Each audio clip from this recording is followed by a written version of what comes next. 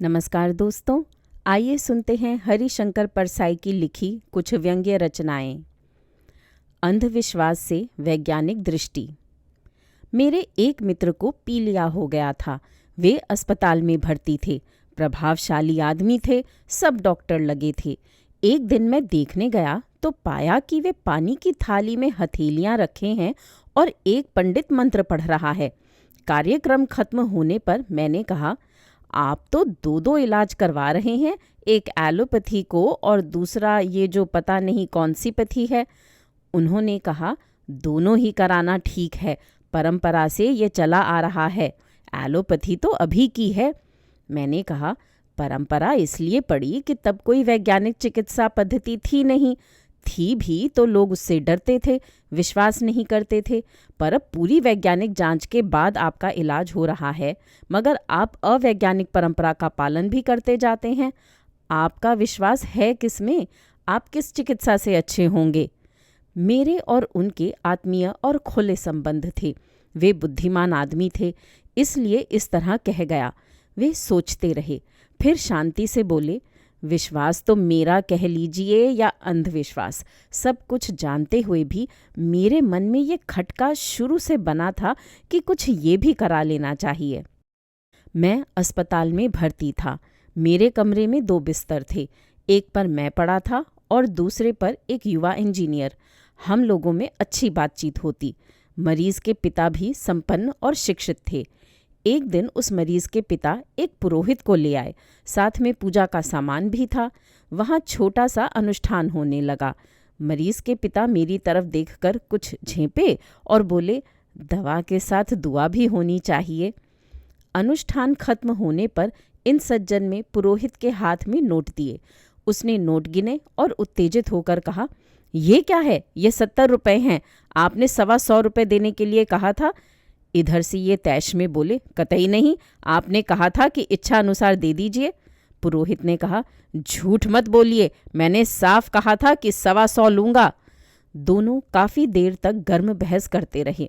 आखिर 80 रुपए लेकर पुरोहित भुनभुनाते हुए चला गया। मैंने उस सज्जन से कहा, पुरोहित ने पहले मंगल कामना की थी, पर रुपए कम मिलने से वह आपके अमंगल की कामना करता चला गया। दोनों में से उसकी कौन सी बात असर करेगी? वह सोचने लगे। उनके लड़के ने बिस्तर पर से कहा, मैंने बाबूजी को बहुत समझाया कि ये मत कराइए। सज्जन ने भिन्न भाव से कहा, अरे बेटे, मैं क्या समझता नहीं हूँ? हर मन में कहीं बात है कि ये भी करा लेना चाहिए। जिसे वैज्ञानिक स्वभाव और वैज्ञानिक दृष्टि कहते हैं, उसके विकसित होने में यही एक अटक है। अविज्ञान के युग में जो विश्वास, संस्कार और मन की प्रयासहीन क्रियाएं पड़ गई हैं, वे विज्ञान के ऊपर जाकर तत्काल प्रतिक्रिया कर देती हैं। विज्ञान के प्रोफेसर हैं, प्रयोगशाला में पूरी तरह वैज्ञानिक हैं, कोई अंधविश्वास नहीं मानते, मगर प्रयोगशाला के बाहर सफलता के लिए साईं बाबा की भभूत, शनि शांति, मंत्र जाप कराते हैं। वैज्ञानिक तरीके से वे कार्य कारण संबंध जानते हैं। वे पदार्थों के गुण जानते हैं। वे पदार्थों में परस्पर रासायनिक क्रिया जानते हैं। किसी वैज्ञानिक तरीके से वे भभूत और तरक्की का संबंध नहीं जोड़ सकते। वे खुद भी यह बता देंगे, पर फिर कहेंगे, भाई, संस्कारों से मन में ये बात पड़ी है कि इससे भी कुछ होता है। इस तरह विज्ञानी अविज्ञानी से लड़ता है और जीतता भी है, पर अंधविश्वास के मोर्चे पर विज्ञानी अविज्ञान से हार जाता है। चमत्कार होते हैं, दैवीय भी और प्राकृतिक भी। ये आदमी शुरू से मानता आ रहा है। इनमें मनुष्य का कोई हाथ नहीं होता। 2 साल पहले मध्य प्रदेश और राजस्थान के पत्तों पर सांप के आकार बन गए थे। बात फैली कि नाग देवता पत्तों पर प्रकट हो गए हैं। वे सेवा मांगते हैं, नहीं करोगे तो काट लेंगे। तमाम लोग नाग से डरने लगे, उन पत्तों से डरने लगे। पत्तों के पास दूध के कटोरे रखे जाने लगे, भजन कीर्तन होने लगे। कहीं वनस्पति विज्ञान की एक छात्रा ने सुन लिया। उसने बगीचे से उन्हीं नाग वाले पत्तों को तोड़कर सब्जी बनाकर परिवार को खिला दी। शाम को परिवार को बताया कि मैंने सबको नाग पकाकर खिला दिए और कुछ नहीं हुआ। तब कृषि विश्वविद्यालय के आचार्यों के बयान आए कि यह पत्तों की बीमारी है, जिसमें सांप की आकृति बन जाती है। अप्रत्याशित हो सकता है, चमत्कार हो सकता है, कोई रहस्य शक्ति है जो कुछ कर देगी। ये भावना आदिम मनुष्य ने प्रकृति की शक्तियों और अपने वातावरण से पाई थी, क्योंकि उसे सृष्टि का, पदार्थों की प्रकृति का, अपने परिवेश का और कार्य कारण का कोई ज्ञान नहीं था। विज्ञान ने बहुत कुछ समझा दिया, जिसे ग्रह, नक्षत्र और जीवित देवी देवता नहीं, पदार्थों के पिंड हैं। अंतरिक्ष में इनका मार्ग और गति तय है। पर कई साल पहले एक दिन आया जब 8 ग्रहों के एक ही कक्षा में होने का योग था। ये मात्र भौतिक संयोग था, इसमें दैवीय कुछ नहीं था। पर महीने भर पहले से पुरोहित वर्ग ने हल्ला मचाया कि महाभारत के काल के बाद अब ये योग आया है, बड़ा अनिष्टकारी हो सकता है। महीने भर पूजा पाठ, कीर्तन, भजन होते रहे। अंधविश्वासियों का कितना पैसा इस बहाने लूट लिया गया, कोई हिसाब नहीं। प्रधानमंत्री पंडित नेहरू ने इस सबको गलत और अवैज्ञानिक बताया, पर इसका कुछ असर नहीं हुआ। वैसे ही अनुष्ठान चलते रहे। कुछ साल बाद इससे ज्यादा दिलचस्प घटना घट गई। एक अमेरिकी अंतरिक्ष प्रयोगशाला स्काई लैब मार्ग से भटक गई। वैज्ञानिकों ने घोषित किया कि स्काई लैब से संबंध टूट गया है और वह अनियंत्रित है, वह कहीं भी गिर सकती है। अनुमानित क्षेत्र भी वैज्ञानिक बता रहे थे, पर हमारे यहाँ शाम से ही कीर्तन, भजन आदि होते रहे। लोग ये समझ रहे थे कि पूजा पाठ, भजन, कीर्तन से स्काई लैब हमें छोड़कर कहीं और गिर जाएगी। अमेरिकी स्काई लैब हमारा आग्रह कैसे मान लेगी? स्काई लैब गिरी वायु की दिशा से, अंतरिक्ष की अपनी शक्ति से और पृथ्वी की आकर्षण की शक्ति से। आरंभ में मनुष्य को ज्ञान नहीं था, प्राकृतिक क्रियाओं को नहीं समझता था। वृक्ष भी उसके लिए रहस्यमय था। सूर्य, चंद्र आदि भी रहस्यात्मक थे। पदार्थों और उनकी परस्पर प्रतिक्रियाओं के बारे में नहीं मालूम था। हर घटना उसके लिए चमत्कार थी। वह कार्य कारण संबंध नहीं जोड़ सकता था। वह असाधारण घटना को उस शक्ति का किया हुआ मानता था जिसे वह जानता ही नहीं है। उसने निष्कर्ष निकाला कि अलौकिक शक्तियां भला भी करती हैं और बुरा भी, इसलिए इन्हें प्रसन्न करो, इनके प्रतीक बनाओ। इस तरह अंधविश्वास चलता गया। विज्ञान ने धीरे धीरे रहस्य खोलना शुरू किया। प्रमाण, तर्क, प्रयोग पर जोर दिया। प्रकृति के रहस्य एक के बाद एक खोले, कार्य कारण संबंध बताए, सृष्टि के पदार्थों की घटनाओं की तर्कपूर्ण जानकारी दी। केवल ऐसे चमत्कार या ऐसे अंधविश्वास नहीं हैं जिनका संबंध धर्म से हो। धर्म से अलग भी ऐसे अंधविश्वास हैं, चमत्कार हैं जिन्हें आदमी मानता है। हर असामान्यता को या उस घटना को जो समझ में नहीं आती, चमत्कार मान लिया जाता है। अंधविश्वासियों को लेकर निहित स्वार्थ कायम हो गए थे।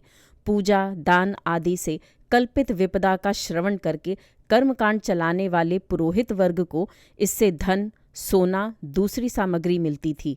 इस पुरोहित वर्ग का प्रमुख आमदनी का जरिया अंधविश्वास हो गया।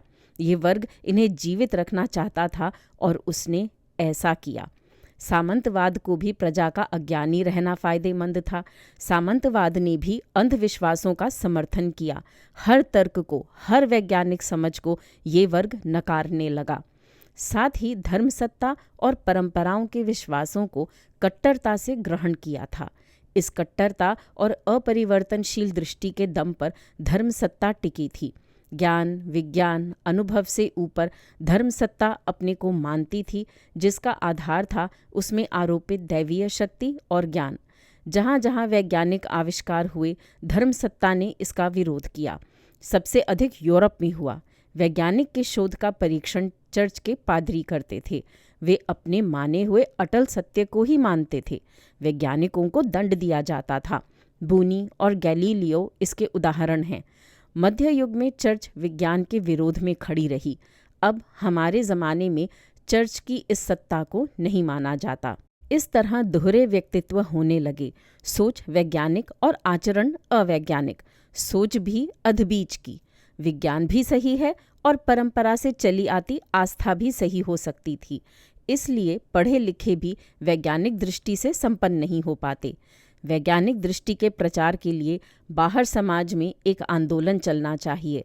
ऐसा ही एक आंदोलन लंका के प्रोफेसर कोकर ने चलाया था। उन्होंने सारे चमत्कारी देव पुरुषों को चुनौती दी थी। कुछ सालों से विज्ञान जत्था निकलता है, इसमें कम है। मैं खुश हुआ अखबारों में ये पढ़कर कि 2 शहरों में अंधविश्वास निवारण आंदोलन चल रहा है। इन लोगों ने लोगों को अपने हाथ में से भभूत निकालकर बता दी। इसी तरह लोक शिक्षण आंदोलन से लोगों में वैज्ञानिक दृष्टि आएगी। अयोध्या में खाता बही। पोथी में लिखा है, जिस दिन राम रावण को परास्त करके अयोध्या आए, सारा नगर दीपों से जगमगा उठा। ये दीपावली पर्व अनंत काल तक मनाया जाएगा।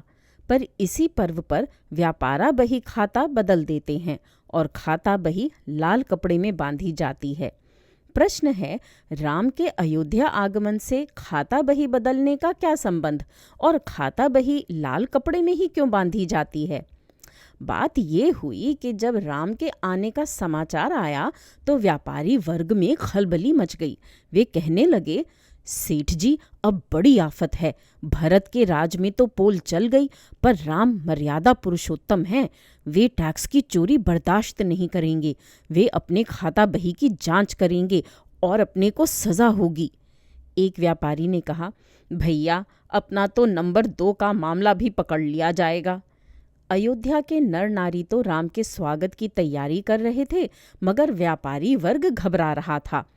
अयोध्या पहुंचने के पहले ही राम को मालूम हो गया था कि उधर बड़ी पोल है। उन्होंने हनुमान को बुलाकर कहा, सुनो पवनसुत, युद्ध तो हम जीत गए लंका में, पर अयोध्या में हमें रावण से बड़े शत्रु का सामना करना पड़ेगा। वह है व्यापारी वर्ग का भ्रष्टाचार। बड़े बड़े वीर व्यापारी के सामने परास्त हो जाते हैं। तुम अतुलित बल बुद्धि निधान हो। मैं तुम्हें एनफोर्समेंट ब्रांच का डायरेक्टर नियुक्त करता हूँ। तुम अयोध्या पहुंचकर व्यापारियों की खाता बहियों की जांच करो और झूठे हिसाब पकड़ो। सख्त से सख्त सजा दो। इधर व्यापारियों में हड़कंप मच गया। कहने लगे, अरे भैया, अब तो मरे। हनुमान जी एनफोर्समेंट ब्रांच के डायरेक्टर नियुक्त हो गए। बड़े कठोर आदमी हैं। शादी ब्याह नहीं किया, न बाल न बच्चे, घूस भी नहीं चलेगी। व्यापारियों के कानूनी सलाहकार बैठकर विचार करने लगे। उन्होंने तय किया कि खाता बही बदल देना चाहिए।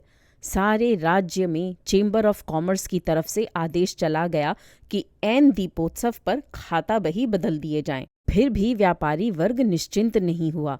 हनुमान को धोखा देना आसान बात नहीं थी। वे अलौकिक बुद्धि संपन्न थे। उन्हें खुश कैसे किया जाए? चर्चा चल पड़ी। कुछ मुट्ठी गरम करने से काम नहीं चलेगा। वे 1 पैसा नहीं लेते। वे ना लें, पर मेम साहब, उनकी मेम साहब ही नहीं है। साहब ने मैरिज नहीं की, जवानी लड़ाई में काट दी। कुछ और शौक तो होंगे, दारू और बाकी सब कुछ। वे बाल ब्रह्मचारी हैं, कॉल गर्ल को मारकर भगा देंगे। कोई नशा नहीं करते, संयमी आदमी हैं। तो क्या करें? तुम ही बताओ, क्या करें? किसी सयाने वकील ने सलाह दी, देखो, जो जितना बड़ा होता है वह उतना ही चापलूसी पसंद होता है। हनुमान की कोई माया नहीं है।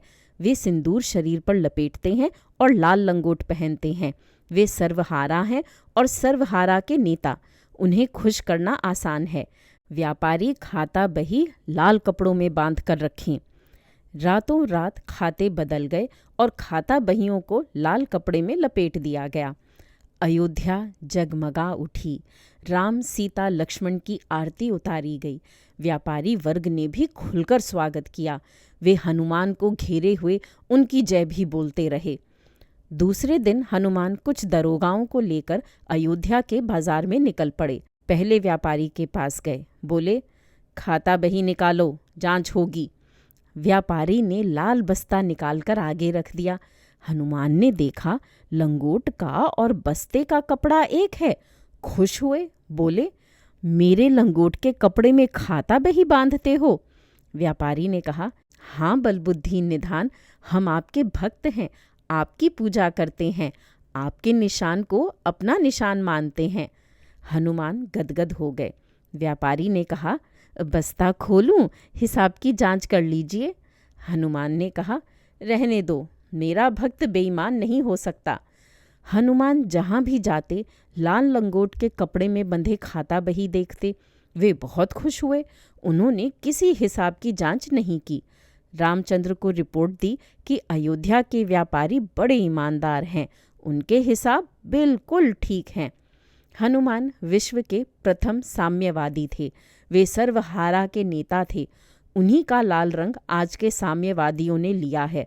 पर सर्वहारा के नेता को सावधान रहना चाहिए कि उसके लंगोट से बुर्जुआ अपने खाता बही न बांध लें।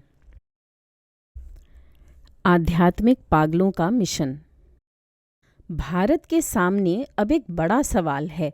अमेरिका को अब क्या भेजे?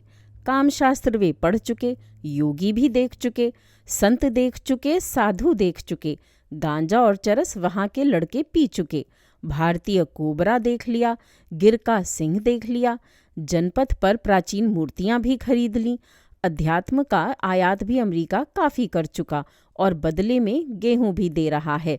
हरे कृष्ण हरे राम भी बहुत हो गया। महेश योगी, बाल योगेश्वर, बाल भोगेश्वर आदि के बाद अब क्या हो?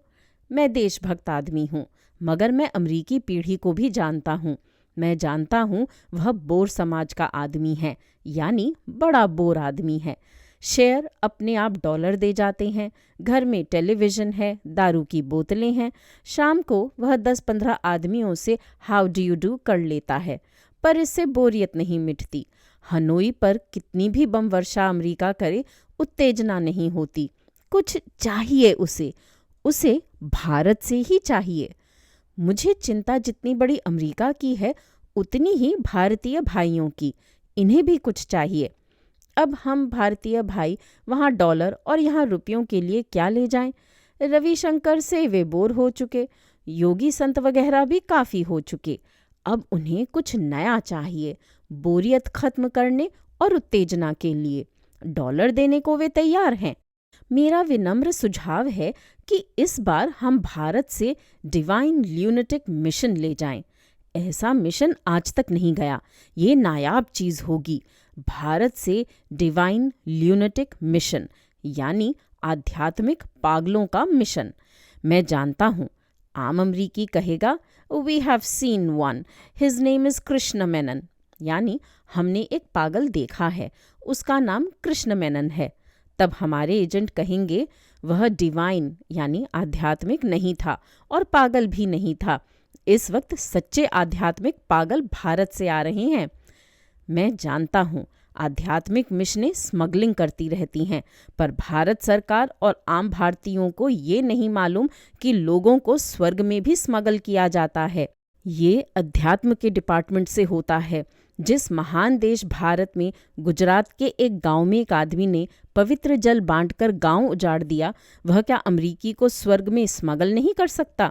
तस्करी सामान की भी होती है और आध्यात्मिक तस्करी भी होती है। कोई आदमी दाढ़ी बढ़ाकर एक चेले को लेकर अमेरिका जाए और कहे, मेरी उम्र 1000 साल है, मैं 1000 सालों से हिमालय में तपस्या कर रहा था, ईश्वर से मेरी 3 बार बातचीत हो चुकी है। विश्वासी पर साथ ही शंकालु अमरीकी चेले से पूछेगा, क्या तुम्हारे गुरु सच बोलते हैं? क्या इनकी उम्र सचमुच 1000 साल है? तब चेला कहेगा, मैं निश्चित नहीं कह सकता, क्योंकि मैं तो इनके साथ सिर्फ 500 सालों से हूँ। यानी चेले 500 साल के वैसे ही हो गए और अपनी अलग कंपनी खोल सकते हैं। तो मैं भी सोचता हूँ कि सब भारतीय माल तो अमेरिका जा चुका। कामशास्त्र, अध्यात्म, योगी, साधु वगैरह। अब एक ही चीज़ हम अमेरिका भेज सकते हैं, वह है भारतीय आध्यात्मिक पागल, इंडियन डिवाइन ल्यूनेटिक। इसलिए मेरा सुझाव है कि इंडियन डिवाइन ल्यूनेटिक मिशन की स्थापना जल्दी ही होनी चाहिए। यूँ मेरे से बड़े बड़े लोग इस देश में हैं, पर मैं भी भारत की सेवा के लिए और बड़े अमरीकी भाई की बोरियत कम करने के लिए कुछ सेवा करना चाहता हूँ। यूँ मैं जानता हूँ कि हजारों सालों से हरे राम हरे कृष्ण का जप करने के बाद भी शक्कर सहकारी दुकान से न मिलकर ब्लैक से मिलती है। तो कुछ दिन इन अमरीकियों को रामकृष्ण का भजन करने से क्या मिल जाएगा? फिर भी संपन्न और पतनशील समाज के आदमी के अपने शांति और राहत के तरीके होते हैं, और अगर वे भारत से मिलते हैं तो भारत का गौरव ही बढ़ता है। यूं बर्ट्रैंड रसल ने कहा है, अमरीकी समाज वह समाज है जो बर्बरता से एकदम पतन पर पहुंच गया है। वह सभ्यता की स्टेज से गुजरा ही नहीं, एक स्टेप गोल कर गया। मुझे रसल से भी क्या मतलब, मैं तो नया अंतर्राष्ट्रीय धंधा चालू करना चाहता हूँ। Divine lunatic mission. दुनिया के पगले शुद्ध पगले होते हैं, भारत के पगले आध्यात्मिक होते हैं। मैं डिवाइन ल्यूनेटिक मिशन बनाना चाहता हूँ। इसके सदस्य वही लोग हो सकते हैं जो पागल खाने में न रहे हों। हमें पागल खाने के बाहर के पागल चाहिए, यानी वे जो सही पागल का अभिनय कर सकें। योगी का अभिनय करना आसान है, ईश्वर का अभिनय करना भी आसान है, मगर पागल का अभिनय करना बड़ा ही कठिन है। मैं योग्य लोगों की तलाश में हूँ। 2-1 प्रोफेसर मित्र मेरी नज़र में हैं, जिनसे मैं मिशन में शामिल होने की अपील कर रहा हूँ। मिशन बनेगा और ज़रूर बनेगा। अमेरिका में हमारी एजेंसी प्रचार करेगी, सी रियल इंडियन डिवाइन ल्यूनेटिक्स, सच्चे भारतीय आध्यात्मिक पागलों को देखो। हम लोगों के न्यूयॉर्क हवाई अड्डे पर उतरने की खबर अखबारों में छपेगी, टेलीविज़न तैयार रहेगा। मिसेस रॉबर्ट मिसेस सिम्पसन से पूछेगी, तुमने क्या सच्चा आध्यात्मिक भारतीय पागल देखा है? मिसेस सिम्पसन कहेगी, no, is there one in this country under God? Mrs Robert कहेगी, हाँ, कल ही भारतीय आध्यात्मिक पागलों का एक मिशन न्यूयॉर्क आ रहा है, चलो हम लोग देखेंगे। It will be a real spiritual experience. वह एक विरल आध्यात्मिक अनुभव होगा। न्यूयॉर्क हवाई अड्डे पर हमारे भारतीय पागल आध्यात्मिक मिशन के दर्शन के लिए हजारों स्त्री पुरुष होंगे। उन्हें जीवन की रोज ही बोरियत से राहत मिलेगी। हमारा स्वागत होगा, मालाएं पहनाई जाएंगी, हमारे ठहराने का बढ़िया इंतजाम होगा, और तब हम लोग पागल अध्यात्म का प्रोग्राम देंगे। हर गैर पागल पहले से शिक्षित होगा कि वह सच्चे पागल की तरह कैसे नाटक करे।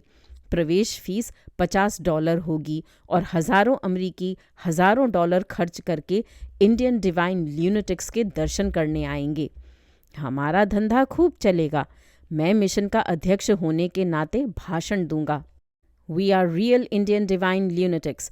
Our rishis and munis 1,000 years ago said that the way to real internal peace and salvation lies through lunacy. हम लोग भारतीय आध्यात्मिक पागल हैं। हमारे ऋषि मुनियों ने हजारों साल पहले कहा था कि आंतरिक शांति और मुक्ति पागलपन से आती है। इसके बाद मेरे साथी तरह तरह के पागलपन के करतब करेंगे और डॉलर बरसेंगे। जिन लोगों को इस मिशन में शामिल होना है वे मुझसे संपर्क करें। शर्त ये है कि वे वास्तविक पागल नहीं होने चाहिए। वास्तविक पागलों को इस मिशन में शामिल नहीं किया जाएगा, जैसे सच्चे साधुओं को साधुओं की जमात में शामिल नहीं किया जाता। अमेरिका से लौटने पर दिल्ली में रामलीला ग्राउंड या लाल किले के मैदान में हमारा शानदार स्वागत होगा। मैं कोशिश करूंगा कि प्रधानमंत्री इसका उद्घाटन करें। वे समय ना निकाल सकीं तो कई राजनैतिक वनवास में तपस्या करते नेता हमें मिल जाएंगे। दिल्ली के स्मगलर हमारा पूरा साथ देंगे। कस्टम और एनफोर्स महकमे से भी हमारी बातचीत चल रही है। आशा है वे भी अध्यात्म में सहयोग देंगे। स्वागत समारोह में कहा जाएगा, ये भारतीय अध्यात्म की एक और विजय है।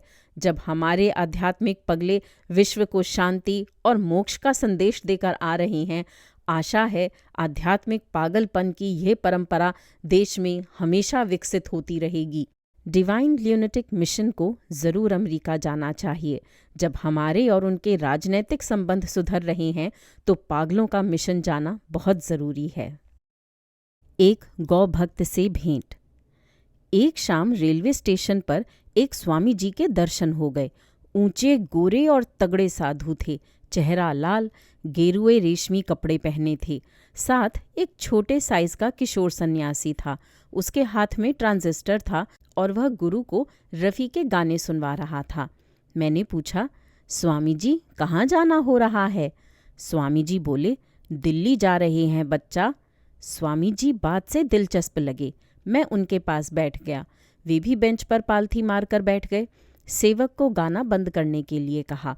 कहने लगे, बच्चा, धर्म युद्ध छिड़ गया। गोरक्षा आंदोलन तीव्र हो गया है, दिल्ली में संसद के सामने सत्याग्रह करेंगे।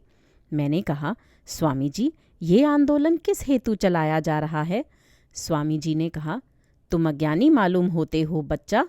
अरे, गौ की रक्षा करना है। गौ हमारी माता है, उसका वध हो रहा है। मैंने पूछा, वध कौन कर रहा है? वे बोले, विधर्मी कसाई। मैंने कहा, उन्हें वध के लिए गौ कौन बेचते हैं? वे आपके सधर्मी गोभक्त ही हैं ना? स्वामी जी ने कहा, सो तो हैं, पर वे क्या करें? एक तो गाय व्यर्थ खाती है, दूसरे बेचने से पैसे मिल जाते हैं।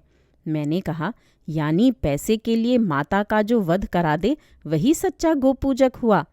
स्वामी जी मेरी तरफ देखने लगे, बोले, तर्क तो अच्छा कर लेते हो बच्चा, पर यह तर्क की नहीं, भावना की बात है।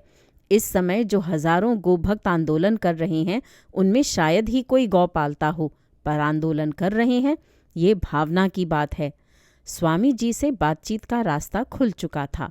उनसे जमकर बातें हुई, जिसमें तत्व मंथन हुआ। जो तत्व प्रेमी हैं, उनके लाभार्थ वार्तालाप नीचे दे रहा हूँ।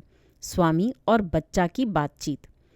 स्वामी जी, आप तो गाय का दूध ही पीते होंगे? नहीं बच्चा, हम भैंस के दूध का सेवन करते हैं। गाय कम दूध देती है और वह पतला होता है। भैंस के दूध की बढ़िया गाढ़ी मलाई और रबड़ी बनती है। तो क्या सभी गोभक्त भैंस का दूध पीते हैं? हाँ बच्चा, लगभग सभी। तब तो भैंस की रक्षा हेतु आंदोलन करना चाहिए। भैंस का दूध पीते हैं, मगर माता गौ को कहते हैं। जिसका दूध पिया जाता है वही तो माता कहलाएगी। यानी भैंस को हम माता? नहीं बच्चा, तर्क ठीक है, पर भावना दूसरी है। स्वामी जी, हर चुनाव के पहले गोभक्ति क्यों जोर पकड़ती है? इस मौसम में कोई खास बात है क्या? बच्चा, जब चुनाव आता है तब हमारे नेताओं को गोमाता सपने में दर्शन देती है। कहती है, बेटा चुनाव आ रहा है, अब मेरी रक्षा का आंदोलन करो। देश की जनता अभी मूर्ख है, मेरी रक्षा का आंदोलन करके वोट ले लो। बच्चा, कुछ राजनीतिक दलों को गोमाता वोट दिलाती है, जैसे एक दल को बैल वोट दिलाते हैं। तो ये नेता एकदम आंदोलन छेड़ देते हैं और हम साधुओं को उसमें शामिल कर लेते हैं। हमें भी राजनीति में मजा आता है। बच्चा, तुम हमसे ही पूछ रहे हो, तुम तो कुछ बताओ, तुम कहाँ जा रहे हो? स्वामी जी, मैं मनुष्य रक्षा आंदोलन में जा रहा हूँ। ये क्या होता है बच्चा? स्वामी जी, जैसे गाय के बारे में मैं अज्ञानी हूँ, वैसे ही मनुष्य के बारे में आप हैं। पर मनुष्य को कौन मार रहा है? इस देश के मनुष्य को सूखा मार रहा है, अकाल मार रहा है, महंगाई मार रही है। मनुष्य को मुनाफाखोर मार रहा है, काला बाजारी मार रहा है, भ्रष्ट शासन तंत्र मार रहा है। सरकार भी पुलिस की गोली से चाहे जहां मनुष्य को मार रही है। स्वामी जी, आप भी मनुष्य रक्षा आंदोलन में शामिल हो जाइए ना। नहीं बच्चा, हम धर्मात्मा आदमी हैं, हमसे ये नहीं होगा। एक तो मनुष्य हमारी दृष्टि में बहुत तुच्छ है। ये मनुष्य ही तो हैं जो कहते हैं मंदिरों और मठों में लगी जायदाद को सरकार जब्त कर ले। बच्चा, तुम मनुष्य को मरने दो, गौ की रक्षा करो। कोई भी जीवधारी मनुष्य से श्रेष्ठ है। तुम देख नहीं रहे हो, गोरक्षा के जुलूस में जब झगड़ा होता है तब मनुष्य ही मारे जाते हैं। एक बात और है बच्चा, तुम्हारी बात से प्रतीत होता है कि मनुष्य रक्षा के लिए मुनाफाखोर और काला बाजारी के खिलाफ संघर्ष लड़ना पड़ेगा। ये हमसे नहीं होगा। यही लोग तो मंदिरों, मठों व गोरक्षा आंदोलन के लिए धन देते हैं। हम इनके खिलाफ कैसे लड़ सकते हैं? खैर छोड़िए मनुष्य को, गोरक्षा के बारे में मेरी ज्ञान वृद्धि कीजिए। एक बात बताइए, मान लीजिए आपके बरामदे में गेहूं सूख रहे हैं, तभी एक गोमाता आकर गेहूं खाने लगती है, आप क्या करेंगे? बच्चा, हम उसे डंडा मारकर भगा देंगे। पर स्वामी जी, वह गोमाता है, पूज्य है, बेटे के गेहूं खाने आई है। आप हाथ जोड़कर स्वागत क्यों नहीं करते कि आ माता, मैं कृतार्थ हो गया, सब गेहूं खा जा। बच्चा, तुम हमें मूर्ख समझते हो। नहीं, मैं आपको गोभक्त समझता था। सो तो हम हैं, पर इतने मूर्ख भी नहीं हैं कि गाय को गेहूं खा जाने दें। पर स्वामी जी, ये कैसी पूजा है कि गाय हड्डी का ढांचा लिए हुए मोहल्ले में कागज और कपड़े खाती फिरती है और जगह जगह पिटती है? बच्चा, ये कोई अजरज की बात नहीं है। हमारे यहाँ जिसकी पूजा की जाती है उसकी दुर्दशा कर डालते हैं। यही सच्ची पूजा है। नारी को भी हमने पूज्य माना और उसकी जैसी दुर्दशा की सो तो तुम जानते ही हो। स्वामी जी, दूसरे देशों में लोग गाय की पूजा नहीं करते, पर उसे अच्छी तरह रखते हैं और वह खूब दूध देती है। बच्चा, दूसरे देशों की बात छोड़ो, हम उनसे बहुत ऊंचे हैं। देवता इसीलिए सिर्फ हमारे यहाँ अवतार लेते हैं। दूसरे देशों में गाय दूध के उपयोग के लिए होती है, हमारे यहाँ वह दंगा कराने, आंदोलन करने के लिए होती है। हमारी गाय और गायों से भिन्न है। स्वामी जी, और सब समस्याएं छोड़कर आप लोग इसी एक काम में क्यों लग गए हैं? इसी से सबका भला हो जाएगा बच्चा। अगर गौ रक्षा का कानून बन जाए तो यह देश अपने आप समृद्ध हो जाएगा। फिर बादल समय पर पानी बरसाएंगे, भूमि खूब अन्न देगी और कारखाने बिना चले भी उत्पादन करेंगे। धर्म का प्रताप तुम नहीं जानते। अभी जो देश की दुर्दशा है वह गौ के अनादर का परिणाम है। स्वामी जी, पश्चिम के देश गौ की पूजा नहीं करते, बल्कि गौ मांस खाते हैं, फिर भी समृद्ध हैं। उनका भगवान दूसरा है बच्चा। उनका भगवान इस बात का ख्याल नहीं करता। और रूस जैसे देश भी गाय को नहीं पूजते, पर समृद्ध हैं। उनका तो भगवान ही नहीं बच्चा, उन्हें दोष नहीं लगता। यानी भगवान रखना भी एक झंझट ही है। वह हर बात का दंड देने लगता है। तर्क ठीक है बच्चा, पर भावना गलत है। स्वामी जी, जहाँ तक मैं जानता हूँ, जनता के मन में इस समय गौ रक्षा नहीं है, महंगाई और आर्थिक शोषण है। जनता महंगाई के खिलाफ आंदोलन करती है। जनता आर्थिक न्याय के लिए लड़ रही है, और इधर आप गोरक्षा आंदोलन लेकर बैठ गए हैं। इसमें तुक क्या है? बच्चा, इसमें तुक है। तुम्हें अंदर की बात बताता हूँ। देखो, जनता जब आर्थिक न्याय की मांग करती है तब उसे किसी दूसरी चीज़ में उलझा देना चाहिए, नहीं तो वह खतरनाक हो जाती है। जनता कहती है, हमारी मांग है महंगाई कम हो, मुनाफाखोरी बंद हो, वेतन बढ़े, शोषण बंद हो। तब हम उससे कहते हैं कि नहीं, तुम्हारी बुनियादी मांग गोरक्षा है। आर्थिक क्रांति की तरफ बढ़ती जनता को हम रास्ते में ही गाय के खूंटे से बांध देते हैं। ये आंदोलन जनता को उलझाए रखने के लिए है। स्वामी जी, किसकी तरफ से आप जनता को इस तरह उलझाए रखते हैं? जनता की मांग का जिन लोगों पर असर पड़ेगा उसकी तरफ से। यही धर्म है। एक उदाहरण देते हैं। बच्चा, ये तो तुम्हें पता ही है कि लूटने वालों के ग्रुप में सभी धर्मों के सेठ शामिल हैं, और लूटे जाने वाले गरीब मजदूरों में भी सभी धर्मों के लोग शामिल हैं। मान लो एक दिन सभी धर्मों के हजारों भूखे लोग इकट्ठे होकर हमारे धर्म के किसी सेठ के गोदाम में भरे अन्न को लूटने के लिए निकल पड़े। सेठ हमारे पास आया, कहने लगा, स्वामी जी कुछ करिए, ये लोग तो मेरी सारी जमा पूंजी लूट लेंगे। आप ही बचा सकते हैं, आप जो कहेंगे सेवा करेंगे। बस बच्चा, हम उठे, हाथ में एक हड्डी ली और मंदिर के चबूतरे पर खड़े हो गए। जब वे हजारों भूखे गोदाम लूटने का नारा लगाते आए तो मैंने उन्हें हड्डी दिखाई और जोर से कहा, किसी ने भगवान के मंदिर को भ्रष्ट कर दिया। वह हड्डी किसी पापी ने मंदिर में डाल दी। विधर्मी हमारे मंदिर को अपवित्र करते हैं, हमारे धर्म को नष्ट करते हैं। हमें शर्म आनी चाहिए। मैं इसी क्षण से यहाँ उपवास करता हूँ। मेरा उपवास तभी टूटेगा जब मंदिर की फिर से पुताई होगी और हवन करके उसे पुनः पवित्र किया जाएगा। बस बच्चा, वह जनता जो इकट्ठी होकर सेठ से लड़ने आ रही थी, वो धर्म के नाम पर आपस में ही लड़ने लगी। मैंने उनका नारा बदल दिया। जब वे लड़ चुके तब मैंने कहा, धन्य है इस देश की धर्म प्राण जनता, धन्य है अनाज के व्यापारी सेठ अमुक जी। उन्होंने मंदिर की शुद्धि का सारा खर्च देने को कहा है।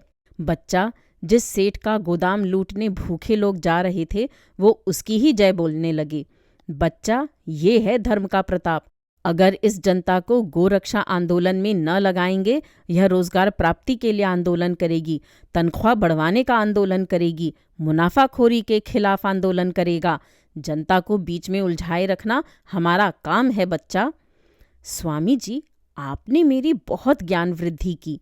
एक बात और बताइए, कई राज्यों में गोरक्षा के लिए कानून है, बाकी में लागू हो जाएगा, तब यह आंदोलन भी समाप्त हो जाएगा।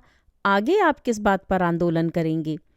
अरे बच्चा, आंदोलन के लिए बहुत विषय हैं। सिंह दुर्गा का वाहन है, उसे सर्कस वाले पिंजरे में बंद करके रखते हैं और उससे खेल कराते हैं। ये अधर्म है। सब सर्कस वालों के खिलाफ आंदोलन करके देश के सारे सर्कस बंद करवा देंगे। फिर भगवान का एक अवतार मत्स्यावतार भी है। मछली भगवान का प्रतीक है। हम मछुओं के खिलाफ आंदोलन छेड़ देंगे। सरकार का मछली पालन विभाग बंद करवाएंगे। बच्चा, लोगों की मुसीबतें तो तब तक खत्म नहीं होंगी जब तक लूट खत्म नहीं होगी। एक मुद्दा और भी बन सकता है बच्चा। हम जनता में ये बात फैला सकते हैं कि हमारे धर्म के लोगों की सभी मुसीबतों का कारण दूसरे धर्मों के लोग हैं। हम किसी ना किसी तरह जनता को धर्म के नाम पर उलझाए रखेंगे बच्चा। इतने में गाड़ी आ गई। स्वामी जी उसमें बैठकर चले गए। बच्चा वहीं रह गया। दोस्तों, अभी आप सुन रहे थे हरिशंकर परसाई की लिखी कुछ व्यंग्य रचनाएं। उम्मीद है ये कहानियाँ आपको पसंद आ रही होंगी। मेरे चैनल पर आने के लिए और इन कहानियों को सुनने के लिए धन्यवाद।